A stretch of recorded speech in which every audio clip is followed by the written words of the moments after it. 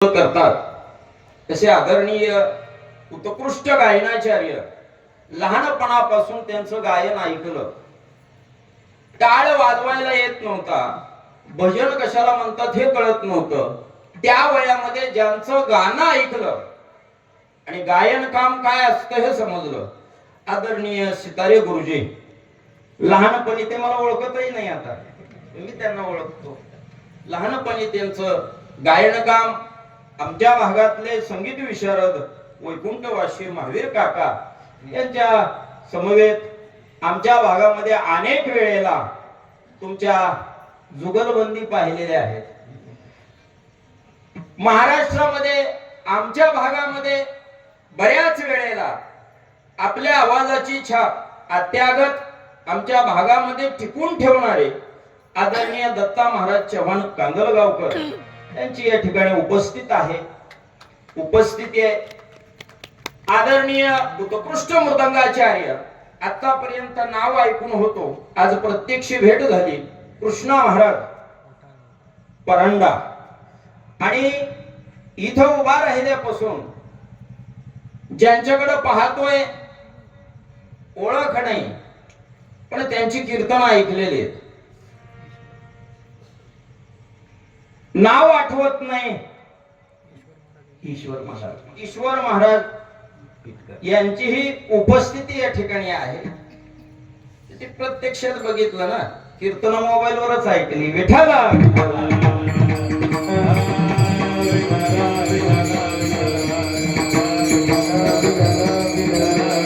या कीर्तनाच्या माध्यमातून एवढं सांगून जाईल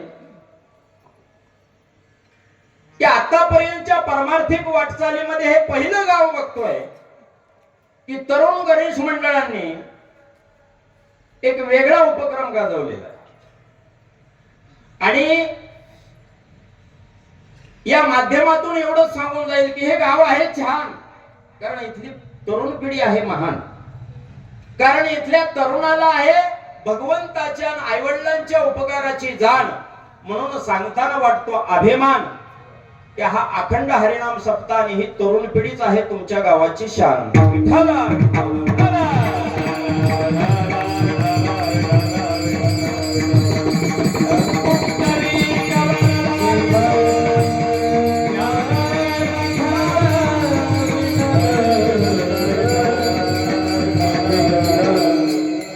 नाम संकीर्तन साधन पै सोपे, जळतील पापे जन्मांतरीचे, न लगते सायास जावे वनांतरा, सुखे तो घरा नारायण. सेवेकरता निवडलेला अभंग श्रीमंत श्री जगद्गुरु तुकोबार आहे, ज्यांना देहासहित वैकुंठाला नेलं, ज्यांच्या इतकी पारमार्थिक उंची लाभलेला वारकरी संप्रदायामध्ये संत दिसत नाही. श्रीमंत श्री जगद्गुरु तुकोबार आहे. 13 दिवस अन्न पाणी वर्ज्य करून 5 वेदात ग्रंथ लिहिला श्रीमंत श्री जगद्गुरु तुकोबार आहे. ज्याप्रमाणे कळसाचं दर्शन घेतल्याच्या नंतर भगवंताचं दर्शन घेतल्याचं पुण्य पदरी पडतं असं आपण मानतो, अगदी त्या न्यायाप्रमाणे ज्यांचे नुसते अभंग वाचले किंवा ऐकले तर भागवत धर्माचं रहस्य सापडतं श्रीमंत श्री जगद्गुरु तुकोबार आहे. कडक वैराग्य होतं महाराज. जाई तू माते न करी सायास, आम्ही विष्णुदास तैसे. मी सांगत असतो तुकोबारायासारखा आपल्याला परमार्थही जमणार नाही आणि तुकोबारायासारखा आपल्याला संसारही जमणार नाही. तुकोबारायाचा परमार्थ विचाराल, सिंक जांभळी खोकला ती तुका वेळ वाया गेली. हा तुकोबारायाचा परमार्थ. आपला परमार्थ त्याच्या उलट आहे. शिंक आली, जांभळी आली, खोकला आला, तेवढे पुरतूच रामकृष्ण आले. तुकोबारायाचा संसार विचाराल, तुकोबारायासारखा संसारही आपल्याला जमणार नाही.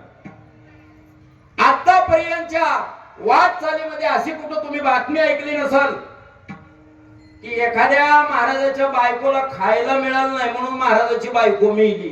कुठंच ऐकली नसेल. खाऊन खाऊन मेली अशी एखादी बातमी ऐकली असेल. पण ज्याने 5 वेळात ग्रंथ लिहिला श्रीमंत श्री जगद्गुरु तुकोबारायांची धर्मपत्नी अन्न पाणी वाचून खायला मिळालं नाही म्हणून मरण पावली.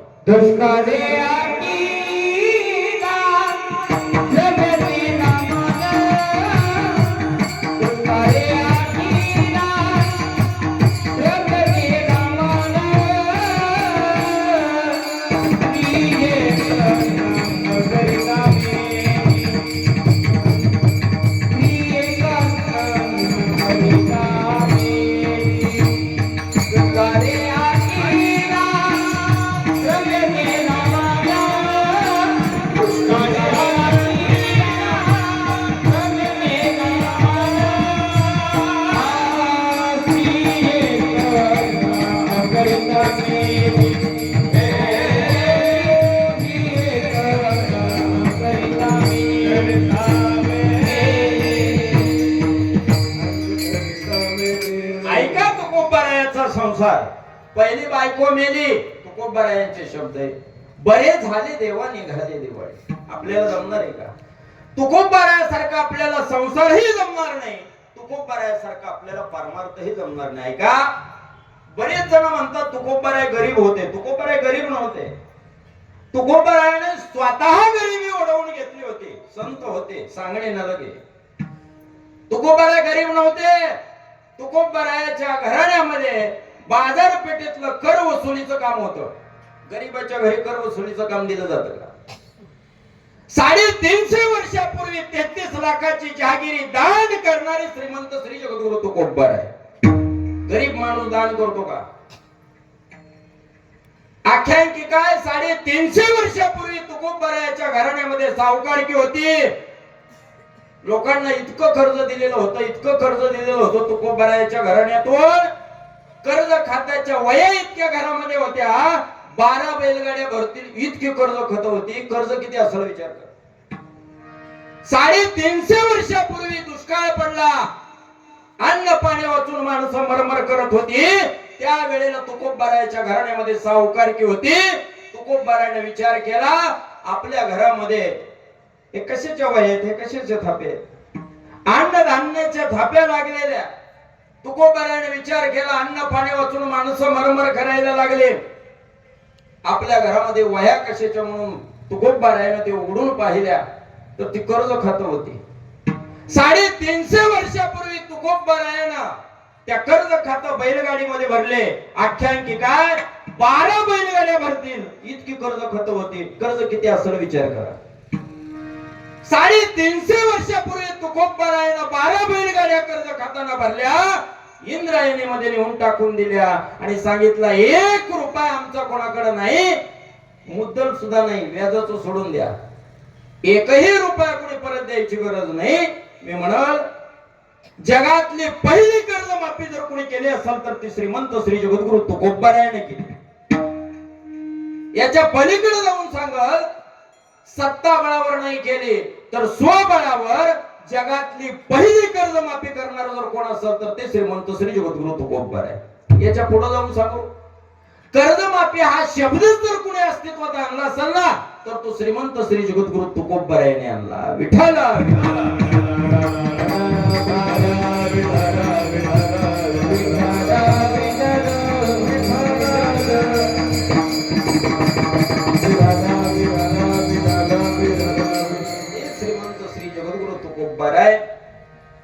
या अभंगातून नामाचंच महत्व सांगतात.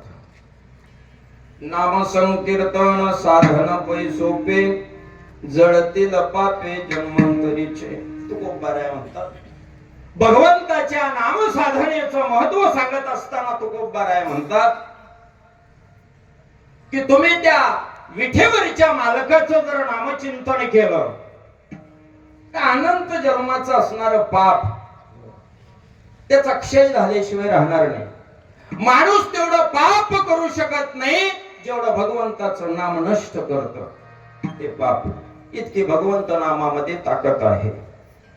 तुकोबाराय म्हणतात नाम संकीर्तन साधन पै सोपे. सोपं साधन सांगतो. पाप जळून जावं, पापाविषयी तुकोबाराय इतका विचार का करतात? पाप आलं की दुःख आलं आणि पुण्य असेल तर सुख आलं. मग सुखाची तर प्रत्येकालाच अपेक्षा आहे ना. मज लागे दुःख व्हावे, आईसे कोणी भावे न जीवे, न वांछिता दुःख पावे, येणे न संभवे स्वतंत्रता. प्रत्येकाला सुख पाहिजे, दुःख कोणालाच नकोय. दुःखाद उद्विजते जंतु सुखम सर्वाय रुच्यते. ल्यावे खावे बरे सावे सदैव हेच करी हवं संसार.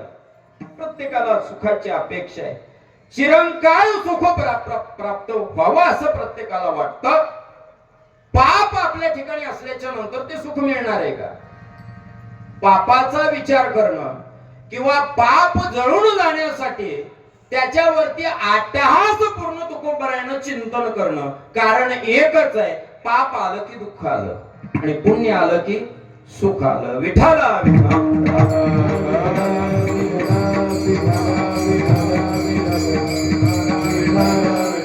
तुकोबाराय संत शोधून आले संत हिताहित जगाचे. जगाचं हित कशात आहे हे शोधून काढणारे जर कोण असतील तर ते संत आहे.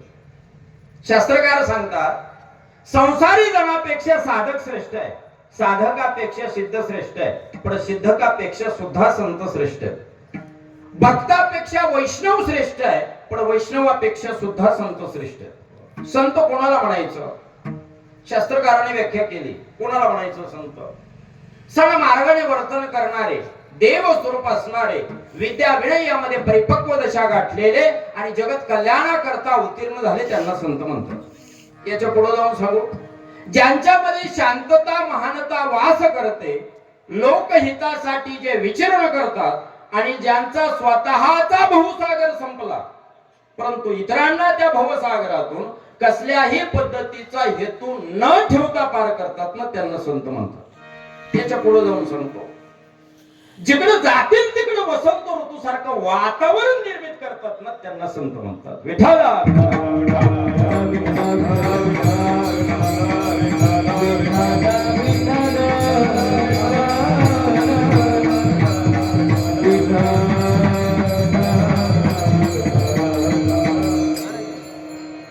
माझ्याकडून विनोदाची तर अपेक्षा करूच नका. माफी मागून सांगत, अरे काय अलीकडे श्रुती वर्गाला समोरच्या समाजाला चटकदार मटकदार ऐकायची सवय लागली. चटकदार मटकदार ऐकायला गोड वाटतं पण ते शरीरासाठी पोषक नाही. चटकदार मटकदार खायची सवय लागली माणसाला. चटकदार मटकदार जिभेचे चोचले पुरवण्यासाठी चांगलं आहे पण शरीरासाठी पोषक नाही. तसं चटकदार मटकदार चालू घडामोडीतल्या सासू सुनाच्या गप्पा ऐकायला गोड वाटतील पण मानवी मनावरती चांगले संस्कार करण्यासाठी सासू सुनाच्या गप्पा सांगून त्या गोष्टी सांगून मानवी मनावर चांगले संस्कार होत नाही. मानवी मनावरती चांगले संस्कार करायचे असतील तर त्याला संत चरित्राचा आधार घ्यावा लागतो. सत्ता संपत्तीच्या स्पर्धेमध्ये तुम्ही आम्ही जीवन जगणारी माणसं आहे. कीर्तनकार सुद्धा त्याच्यात आला. या सत्ता संपत्तीच्या स्पर्धेमध्ये मन शांतीपासून अलिप्त पोरकी झालेली तुम्ही आम्ही माणसं आहे.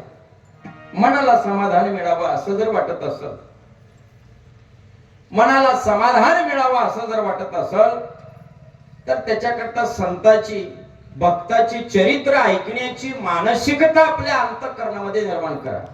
कारण संताची भक्ताची चरित्र अशी आहेत जी नुसती ऐकली तरी मानवी मनावर चांगले संस्कार होतात. चांगले संस्कार होतात. विठाला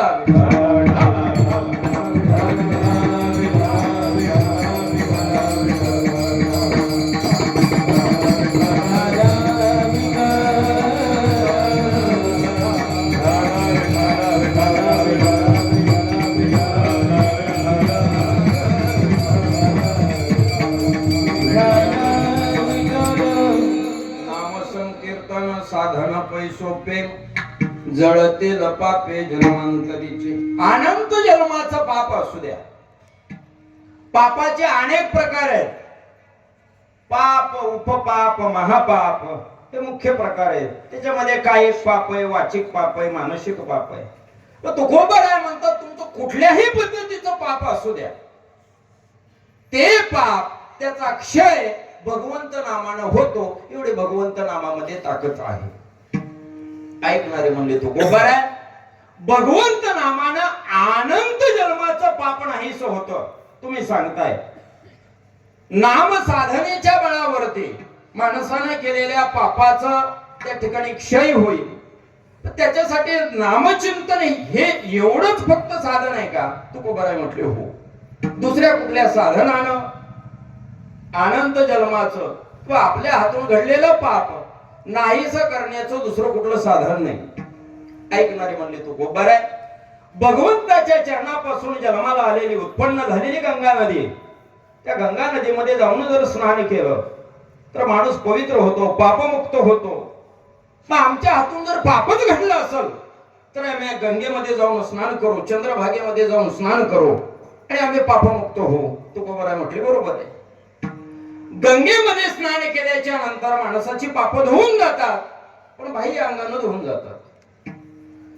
पापमुक्त होईल माणूस, परंतु गंगेमध्ये स्नान करून बाहेर आल्याच्या नंतर पाप करण्याची वासना नष्ट होईल का नाही हे सांगता येत नाही. मन संकल्पाची पापे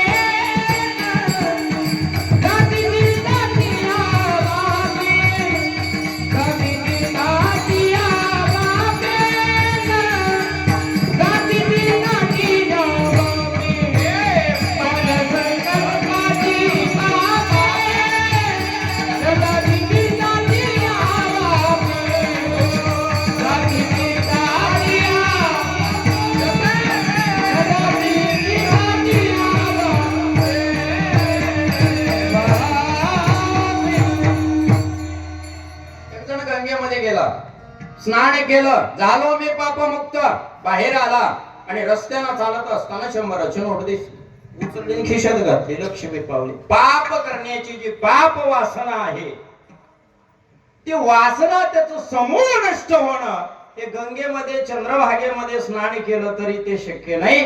त्याच्या करता नाम साधना, भगवंताचं नामचिंतन, जे पाप वासनेचं सुद्धा समूळ नष्ट करण्याची ताकद भगवंत नामामध्ये असल्या कारणामुळं अट्टहास पूर्ण तुकोबाराय म्हणतात की नामस कीर्तन साधन पै सोपे जळतील पापे जन्मांतरीचे. आणि भगवंत नाम साधना, भगवंताच्या नामामध्ये इतकी ताकद आहे की ते फक्त आपण केलेलं पापच नष्ट करते असं नाही.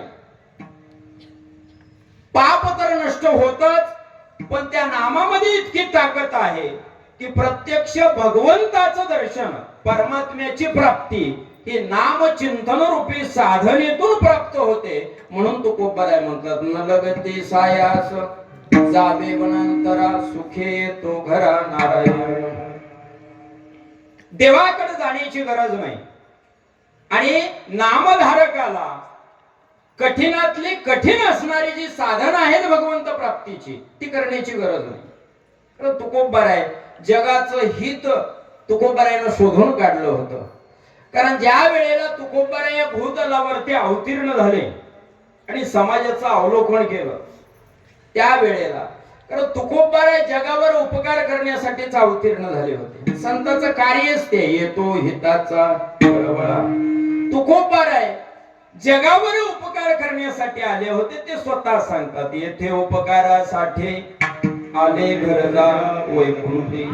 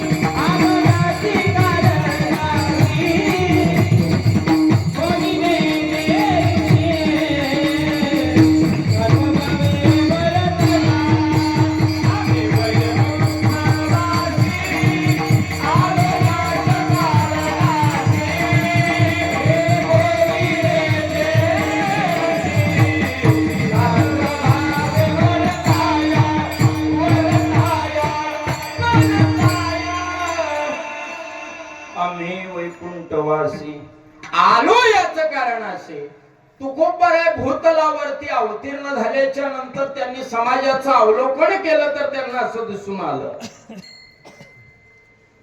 समाज परमार्थ सोडून संसाराकडे जास्त आकर्षित झालेला दिसला तुकोबाराय. याचं कारण तुकोबारायनं शोधून काढलं. परमार्थातली जी साधनं आहेत, परमात्म्याच्या प्राप्तीसाठी असणारी जी साधनं आहेत ती कठीण असल्यामुळं याच्यावर मनुष्य प्राणी मात्र पारमार्थ सोडून प्रपंचाकडे जास्तीचे आकर्षित झालेले दिसते. यज्ञ करणं, योग यागादी साधन, या ज्या गोष्टी आहेत, तप करणं, अनुष्ठान करणं, या गोष्टी आता शक्य नाही. आयुष्याची मर्यादा आहे आणि त्या अनुषंगानं ही साधनं जड असल्या कारणामुळं मनुष्य प्राणी पारमार्थाकडे येत नाही, संसाराकडे जास्त आकर्षित होतोय. पण यांना सोपं साधन जर सांगितलं, सोपा परमार्थ जर सांगितला, तर समाज परमार्थाकडे आकर्षित झाल्याशिवाय राहणार नाही. म्हणून तुकोबार आहे या अभंगातून अट्टहासपूर्ण सोपा परमार्थ आणि सोप्यातलं सोपं साधन सांगतात की न लगते सायास जावे वनांतरा. तुम्हाला कुठं वनात जायची गरज नाही, कुठं गुहेत जाऊन तपश्चर्या करायची गरज नाही. मग तुम्ही काही करू नका, सुखे येतो घरा नारायण. तुम्ही फक्त त्याचा आवडीनं भावनेनं, आवडीने भावे हरिनाम घेसे, तुझे चिंता त्यासे सर्व आहे. आवडीनं भावनेनं तुम्ही फक्त काय करा, नाम साधना.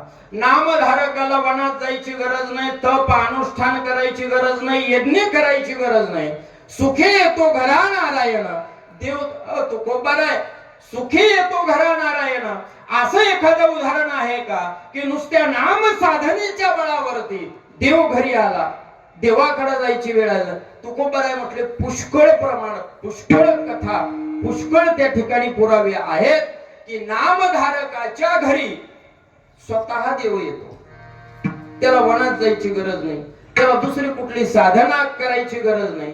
कारण नाम साधना, त्याच्या नामचिंतनामध्ये भगवंताची इतकी ताकद आहे की तुकोबार आहे म्हणतात न लगते सायास जावे वनांतर, सुखे तो घरा नारायण. विठ्ठला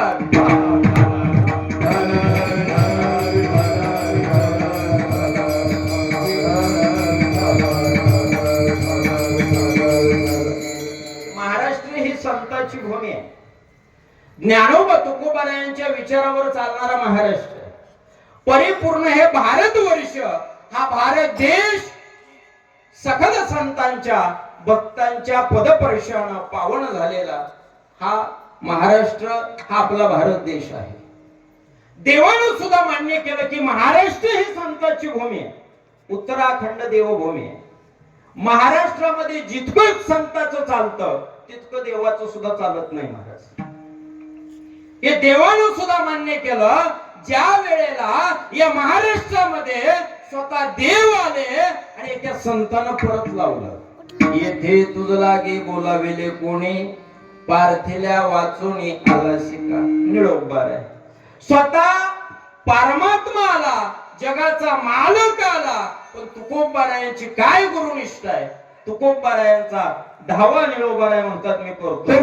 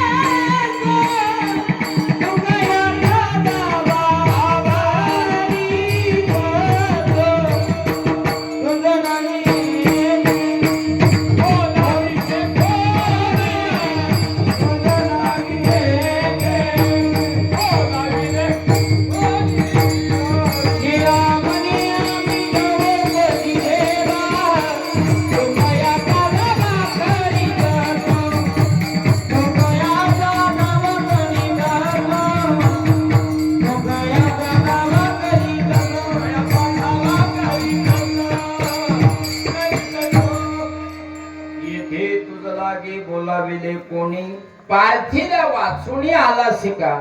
देवानं सुद्धा मान्य केलं. तुकोबारायांना म्हटले, महाराष्ट्रामध्ये जितकं संतांचं चालतं तितकं आमचं चालत नाही, आणि तुकोबारायांना पाठवून दिलं. महाराष्ट्र ही संतांची भूमी आहे. या महाराष्ट्रामध्ये असे काही संत होऊन गेले, असे काही अवतार होऊन गेले, ओ महाराज, मानवी मनाला चांगले संस्कार करून गेले, समाजाला सन्मार्गाला लावून गेले महाराज. हा भारतवर्ष, भारत देश परिपूर्ण भक्ताच्या आणि संतांच्या पदपर्शना पावन झालेला आपल्या भारत भूमीमध्ये आपला जन्म झाला. या भारत देशामध्ये असे काही भक्त होऊन गेले की देवाला स्वतः त्यांच्या घरी यावं लागलं. मयूरध्वज नावाचा एक राजा आहे, याच आपल्या भारत देशामध्ये होऊन गेला. जगातला एक नंबरचा दानशूर म्हटलं, पुराणातलं विचारलं तर आपण नाव सांगतो कर्णाचं. कर्ण इतकं दानशूर कोणी नव्हतं. कर्ण इतकं दानशूर कोणी नव्हतं. भूमिदान, कंचनदान, सोनदान, वस्त्रदान, नाना प्रकारचे दान करणारे कर्ण. जगातला एक नंबरचा दानशूर म्हटलं की दानशूराच्या यादीमध्ये दुसरं नाव येतं मयूरध्वज राजा. पंढरपुराची वारी करणारे आपण सगळे वारकरी आहे. कधी पंढरपूरला गेले तर कैकडी महाराजांच्या मठात जाताच आहे. गेल्याच्या नंतर या भारत देशामध्ये जेवढे काही भक्त होऊन गेले, संत होऊन गेले, महाराजांनी सकल संतांच्या भक्तांच्या मूर्ती त्या ठिकाणी स्थापन केलेले. एवढे मयूरध्वज नावाचा एक राजा होऊन गेला. जगातला एक नंबरचा दानशूर काय म्हटलं जातं तर मयूरध्वज राजा नुसता दानशूर नव्हता, इच्छादान देणारा जगातला एक नंबरचा दानशूर होता. दान म्हणजे काय आणि दान कसं करावं हे मयूरध्वज राजाच्या जीवन चरित्रातून शिकायला मिळतं महाराज. मयूरध्वज राजाच्या दारामध्ये याचं का नाही यावं? मयूरध्वज राजानं विचारावं, काय पाहिजे तुला? इच्छा व्यक्त कर, आणि त्याची इच्छा मयूरध्वज राजानं पूर्ण करावी आणि मगच जेवण करावं. हा मयूरध्वज राजाच्या जीवनामध्ये त्यानं केलेला एक नेम होता. मयूरध्वज राजानं दारात आलेल्या याचकाची इच्छा पूर्ण केली नाही आणि त्यानं जेवण केलं, असं त्याच्या जीवनात कधी घडलंच नाही. मयूरध्वज राजाच्या दारामध्ये एखादा याचक आला, त्याची इच्छा पूर्ण झाली नाही, असं कधी घडलंच नाही. मयूरध्वज राजाचं जीवन चरित्र आहे. किती पुण्यवान असेल, पण देवादेवात सुद्धा लय भानगडी महाराज. भूलोकामध्ये जास्त पुण्य जर कोणी साठवायला सुरुवात केली, पुण्यकर्म करायला लागला, तर इंद्रदेवानं त्याची परीक्षा घेऊन त्याचं पुण्यकर्म, त्याचं सगळं त्या ठिकाणी हे करण्याचा प्रयत्न अनेक ठिकाणी इंद्रदेवानं केला.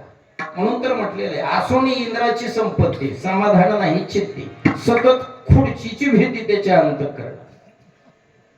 मयूरध्वज राजा इच्छादान देणारा राजा आहे. साधं पुण्यकर्म आहे का महाराज? इंद्रदेवाला खुर्चीचं भय, खुर्चीची भीती आहे. दुसरं कारण सांगितलं जातं की मयूरध्वज राजाची परीक्षा घेण्यासाठी देव आला. पुराणामध्ये कथा आहे, कधीतरी ऐकून बघा, वाचून बघा. अर्जुनाला थोडासा अभिमान आला होता की माझ्या भावासारखा यज्ञ कुणी केला नाही, आणि ते यज्ञ करत असताना माझ्या भावासारखं दान कुणी केलं नाही. अर्जुनानं श्रीकृष्ण परमात्म्याला म्हणावं, देवा आहे का आमच्यासारखा कुणी दानशूर? आमच्या भावासारखं कुणी दान केलं का? कारण आम्ही जे ब्राह्मणांना दान दिलं ते सगळं बरोबर सुद्धा त्यांना घेऊन जाता आलं नाही. किती दान केलं असं? देवानं म्हणावं अर्जुनाला, आहे दानशूर तुम्ही, पण दानशूराच्या यादीमध्ये पहिल्या क्रमांकाला नाही. अर्जुनानं कुतूहलानं विचारलं, पहिल्या क्रमांकाला दानशूर कोण आहे? देवानं सांगितलं, मयूरध्वज नावाचा राजा आहे. अर्जुनाला कुतूहल वाटलं, राजा आणि जगातला एक नंबरचा दानशूर, त्याला भेटण्याची इच्छा व्यक्त केली. देवानं विचार केला, अर्जुनाचा अभिमान घालवण्याची हीच संधी आहे. आणि म्हणून देव मयूरध्वज राजाची परीक्षा घेण्यासाठी मयूरध्वज राजाच्या राजवाड्याकडे आले. दुसरं कारण सांगितलं जातं, इंद्रदेवानं देवाला परीक्षा घ्यायला लावली. चरित्रकार सांगतात, देवानं ब्राह्मणाचं रूप घ्यावं, यमदेवाला सिंहाचं रूप घ्यायला लावावं, आणि त्या ठिकाणी अर्जुनानं ब्राह्मणाचं रूप घ्यावं. हे तिघ जण मयूरध्वज राजाच्या राजवाड्यासमोर आले. रोजचा मयूरध्वज राजाचा दिनक्रम, रोजचा नियम, दारात आलेल्या याचकाची इच्छा पूर्ण करायची आणि मगच जेवण करायचं. मयूरध्वज राजा रोजच्या नियमाप्रमाणे राजवाड्यातून बाहेर आला. दारात कुणी याचक आहे का, कुणी भुकेलेला आहे का, कुणी तहानलेला आहे का? ते दोन ब्राह्मण आणि त्यांच्या बरोबर असणारा सिंह मयूरध्वज राजाला दिसला. प्रत्यक्षात ब्राह्मण मंडळी आहे. मयूरध्वज राजा त्यांच्या जवळ गेला, त्यांचं दर्शन घेतलं आणि मयूरध्वज राजाने विचारलं, काय इच्छा आहे तुमची? आहे देव, पण दिसतोय कोण? ब्राह्मण मंडळी. ब्राह्मणाचं रूप घेतलेल्या देवानं म्हणावं मयूरध्वज राजाला, राजा, इच्छादान देणारा मयूरध्वज नावाचा राजा आहे आणि दारात आलेल्या याचकाला कधी विनमुख लावत नाही. तुझी कीर्ती ऐकून तुझ्या राज्यात आलो म्हटली. काय इच्छा आहे तुमची? काही नको, आम्हाला फक्त इच्छा भोजन पाहिजे, आम्हाला जेवण करायचं आहे. मयूरध्वज राजाने सांगितलं, काय अडचण नाही, चला, तुमच्या इच्छेनुसार तुम्हाला भोजन दिलं जाईल. आता तो देव होता महाराज. देवानं मयूरध्वज राजाला म्हणावं, राजा, आम्ही दोघं नाही, आम्ही तिघ जण नाही. आई, आमच्या तिघांचा समान जर पाहुणचार तू केला, आमच्या तिघांची इच्छा जर तू पूर्ण केली, तर आम्ही तुझ्या घरी जेवण करणार. याला कदाचित तिघांपैकी एकाची जरी तू इच्छा पूर्ण करू शकला नाही, तर आम्ही त्या घरचं अन्न खात नाही. मयूरध्वज राजाने सांगितलं, काय अडचण नाही, तुमच्या तिघांचीही इच्छा मी पूर्ण करतो. देवानं म्हणावं, आम्हाला वचन दे. मयूरध्वज राजाने सांगितलं, वचन द्यायला काय अडचण आहे. या मयूरध्वज राजाच्या दारातून आतापर्यंत कोणी विनमुख गेलं नाही. या मयूरध्वज राजाच्या दारात असं कधी घडलं नाही की दारात आलेल्या याचकाची तो इच्छा पूर्ण करू शकला नाही. ज्यानं सोनं मागितलं त्याला सोनं दिलं, ज्यानं वस्त्रदान मागितलं त्याला वस्त्रदान दिलं, ज्यानं भूमी मागितली त्याला भूमिदान दिलं. तुम्ही तर जेवायला मागताय. देवाना म्हणावा, एक राजा, आम्ही दोघ जण जे खातोय ते आमचं सिंह खात नाही ना. विचार कर, आम्हाला वचन देताना, आमच्या सिंहाची इच्छा जर तू पूर्ण केली तर आम्ही तुझ्या घरचं अन्न ग्रहण करणार. आमचा सिंह जर उपवासी राहिला तर आम्ही तुझ्या घरचं अन्न ग्रहण करणार नाही आणि तू आतापर्यंत केलेल्या पुण्यकर्माचा क्षय झाल्याशिवाय राहणार. मयूरध्वज राजावर फार मोठं धर्मसंकट आलं, फार मोठं धर्मसंकट. मयूरध्वज राजा विचार करायला लागला. देवानं म्हणावं, राजा, आमचा सिंह आमच्यासारखी भाजी भाकर खात नाही, त्याला लागतं मांस. मांसाची व्यवस्था करतो का? मयूरध्वज राजाने विचार केला, सिंहाच्या मांसाची व्यवस्था करायची म्हटलं तर एखादा श्रापात तरी मारावं लागेल, एखादा वन्य प्राणी तरी मारावं लागेल, आणि ते पातक आपल्याला लागल्याशिवाय राहणार नाही. पण मयूरध्वज राजा भगवंताचा एकनिष्ठ भक्त होता महाराज, आणि आवडीनं भावनेनं नामचिंतन करणारा एक मोठा राजा होता. सर्व गुण ऐश्वर्य संपन्न, सगळं असताना सुद्धा देवाला आठवणीत ठेवणारा राजा होता. आपलं कसं आहे, सुखात देव दिसत नाही आणि दुःखात आठवल्याशिवाय राहत नाही. मयूरध्वज राजेश तसं नव्हतं. सगळं असताना सुद्धा देवाची आठवण.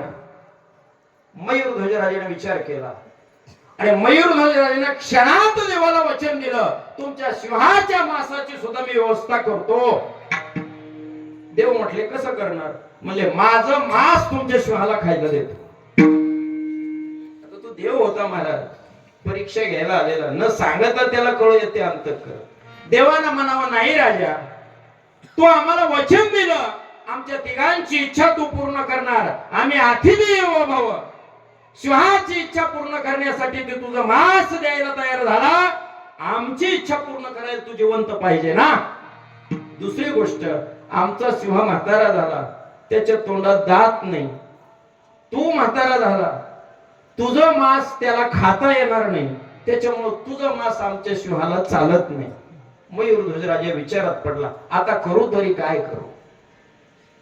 देवानं म्हणावा, नसल तुला इच्छा पूर्ण करता येत, आमची जबरदस्ती नाही, आम्ही निघून जातो. पण तुझी कीर्ती ऐकली होती की इच्छा पूर्ण करणारा, इच्छापूर्ती दान देणारा एक मयूरध्वज राजा म्हणून तुझी कीर्ती सर्वत्र पसरलेली, ती ऐकून तुझ्या राज्यात आलो होतो. मयूरध्वज राजा जमिनीवर बसला, काय करू तरी काय. आता स्वतःचा मांस द्यायला तयार आहे, पण सिंह घ्यायला तयार आहे. मयूरध्वज राजाला बऱ्याच वर्षानं म्हातारपणी मुलगा झालेला होता. ताम्रध्वज नाव होतं त्याचं. लहानपणापासून चांगले संस्कार केलेले. 7-8 वर्षाचा असेल तो मुलगा. मुलानं ऐकलं, लहानपणापासून पाहिलं, वडिलांची रीत जाणत असे. दारात आलेल्या याचकाची इच्छा पूर्ण झाली नाही असं आपल्या घरासमोर, आपल्या राजवाड्यासमोर कधी घडलं नाही. ताम्रध्वजानं जवळ यावं आणि बाबाला विचारावं, मयूरध्वज राजाला विचारावं, काय झालं बाबा, फार मोठं धर्म संकट आलं, एक विचारू का. विचारा. त्या 7-8 वर्षाच्या ताम्रध्वजानं आपल्या बाबाला म्हणावं, बाबा तुम्ही आतापर्यंत केलेले संस्कार सांगून जातात की माय बापावरती संकट आल्याच्या नंतर त्या संकटातून बाहेर काढणारा जो असतो ना, तो सुपुत्र असतो. अजून एक तुमच्या संस्कारातून शिकलो की मुलाची इच्छा पूर्ण करण्यासाठी माय बाप कुठल्याही थराला जातात, स्वतःच्या प्राणाचीही पर्वा करत नाही. हो, माझी एक इच्छा आहे, ती पूर्ण कराल का. मयूरध्वज राजांना म्हणावं, जगाची इच्छा पूर्ण करण्यासाठी आतापर्यंत आयुष्य घालवलंय, स्वतःच्या मुलाची इच्छा पूर्ण करू शकणार नाही का मयूरध्वज राजा. काय इच्छा तुझी. माझी एकच इच्छा आहे. काय इच्छा आहे.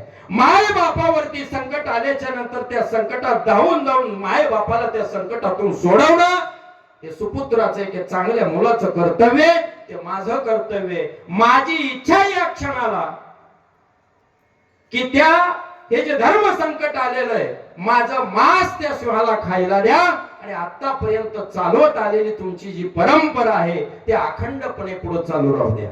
मयूरध्वज राजाच्या डोळ्यात पाणी आलं. 7-8 वर्षाचं लेकरू बोलतोय.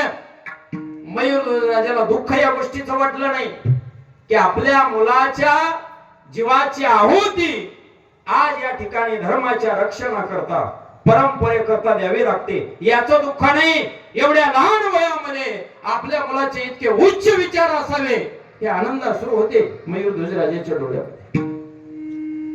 मयूरध्वज राजाने देवाला विचारलं, माझा 7-8 वर्षाचा ताम्रध्वज त्याचा मांस द्यायला तयार आहे, त्याचं मांस तुमचा सिंह स्वीकाराल का. देवानं म्हणावं, स्वीकाराल ना. 7-8 वर्षाचं आहे, कवळ आहे. ऐक म्हटले राजा, तुझ्या मुलाचं मांस आमचा सिंह स्वीकाराल, पण आमचा सिंह अर्ध अंग स्वीकारतो, अर्ध अंग तुला फेकून द्यावं लागेल, अर्ध अंग आमचा सिंह खाईल. मयूरध्वज राजानं रडायला लागला. मयूरध्वज राजा, एवढ्या उच्च विचाराचा माझा मुलगा स्वतःचा प्राणाची आहुती द्यायला तयार आहे, त्याचं संपूर्ण अंग तुमच्या सिंहानं स्वीकारू नये याचं दुःख वाटतंय, म्हणून मयूरध्वज राजा रडतोय.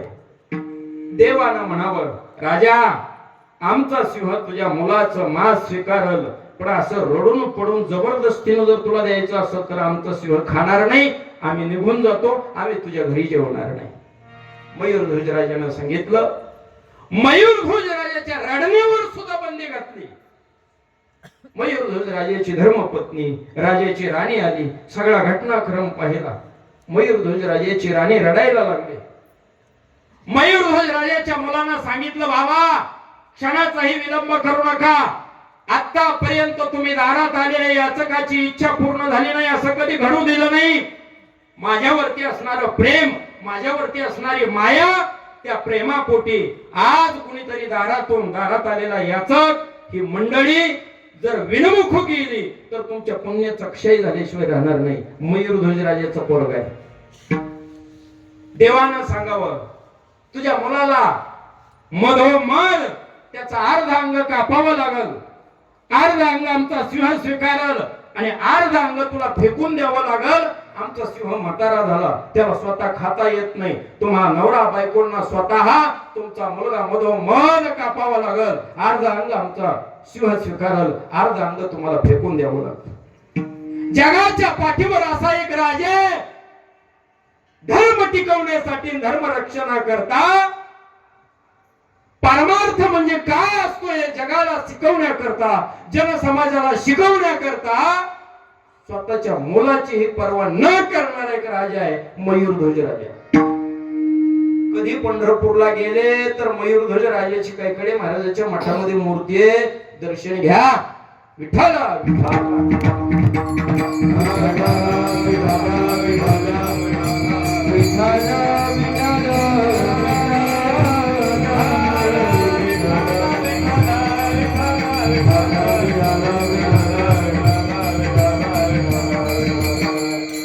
मयूरध्वज राजाने आपला मुलगा घेतला, एका खोलीमध्ये गेले.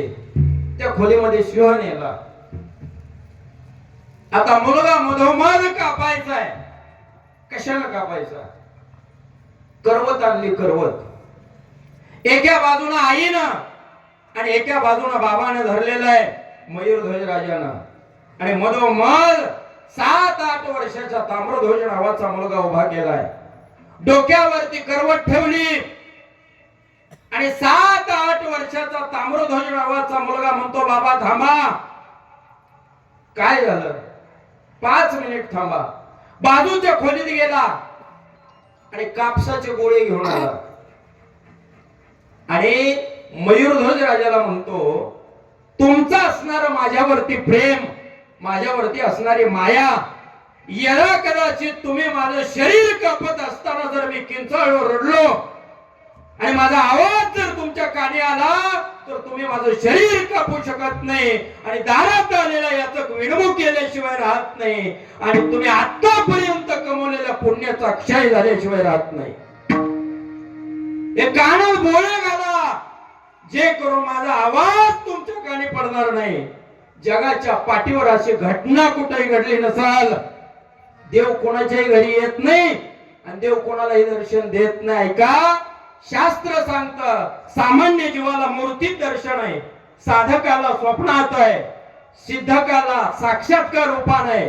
एकमेव असा वर्ग आहे भक्त वर्ग, संत वर्ग, प्रत्यक्ष दर्शन फक्त त्यांना देतो देव. सामान्य जनाला आकलन करण्याजोगी गोष्ट आहे की देवाची प्रत्यक्ष भेट व्हावी असं जर वाटत असाल तर त्याच्याकरता संत व्हावं लागतं. संत होणं, भक्त होणं सोपी गोष्ट नाही. देवाने घेतलेल्या परीक्षेमध्ये परिपूर्ण 100% मार्क घेऊन पास व्हावं लागतं. त्यावेळेला देव दर्शन देतो. मयूरध्वज राजा डोळ्यात आलेले अश्रू पुसले. 7-8 वर्षाच्या लेकरानं आपल्या माय बापाच्या कानामध्ये कापसाचे बोळे घातले आणि सांगितलं, कापा मला मधोमध. मयूरध्वज राजाने आपल्या मुलाचं मधोमध शरीर कापलं. रक्ताचा पाठ व्हायला लागला. अर्ध अंग शिवासमोर टाकलं, अर्ध अंग फेकून दिलं आणि रडत त्या रक्ताच्या थारोळ्यातून नवरा बायको बाहेर आले आणि ते रडताना पाहून सुद्धा देव म्हणतो, राजा असं रडून पडून जर दान करायचं असेल तर आमचा सिंह तुझ्या मुलाचं मांस खाणार नाही. मयूरध्वज राजाने डोकं आपटून घेतलं. त्या माय बापानं मुलगा गेल्याचं दुःख रडून रडून पचवलं असतं, पण जगाच्या मालकानं रडण्यावर सुद्धा बंदी घातली. एवढी कठोर परीक्षा आपली काहीच घेत नाही देव. आपण 10-5 लाख कर्ज झालं की म्हणतो देव माझं लय परीक्षा घ्यायला लागला. काहीच परीक्षा नाही. मयूरध्वज राजानं रडणं बंद केलं. आपल्या मुलाचा अर्ध अंग शिवाला खायला दिलं आणि ब्राह्मणाचं रूप घेतलेल्या देवाला आणि अर्जुनाला त्या ठिकाणी जेवायला वाढलं. पहिला घास देवानं घेतला, तोंडाजवळ नेला, माघारी टाकून दिला. म्हणले, राजा तुझ्या घरचं अन्न आम्ही खाणार नाही. राजाने विचारलं, आता काय झालं? काय झालं? बाल हत्यारा आहेस तू, स्वतःच्या मुलाचा खून केलास आणि तुझ्यासारख्या बाल हत्याऱ्याच्या घरचं अन्न आम्ही खात नाही. मयूरध्वज राजानं डोकं, देवा तुझ्या माझ्या अरे वैराकार